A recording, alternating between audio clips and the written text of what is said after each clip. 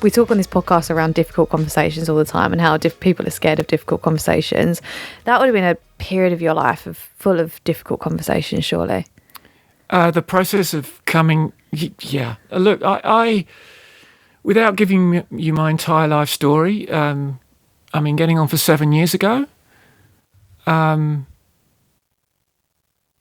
was in a place where I had 3 very stark decisions in front of me, having withstood the pressure and conformed and repressed my whole life in one way or another, both with full knowledge of who I am, but also a lot of my life I didn't really have. I hadn't come out to myself even, and that's a common theme particularly with trans people who've come out later in life.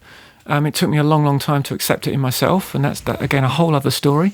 But I got to this point where I had 3 decisions, 3 options. I had suicide, I had abandonment, in other words, running away from everyone and going out for a pint of milk and never coming home and eloping to Tahiti or whatever, or I had communication and confrontation and speaking to my family and my loved ones and my children and my parents and my partner and my friends and my acquaintances and my work colleagues about who I am and living my life authentically. And those 3 decisions visited me, and I visited them a lot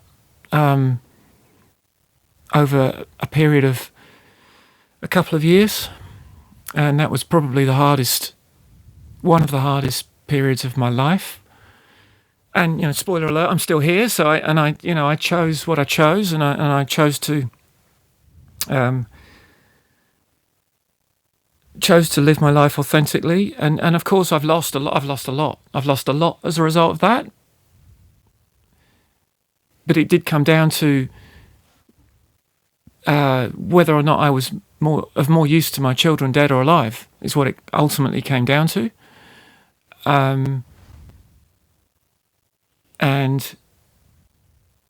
it also has unlocked me as a person. It's unlocked authenticity in me as a person.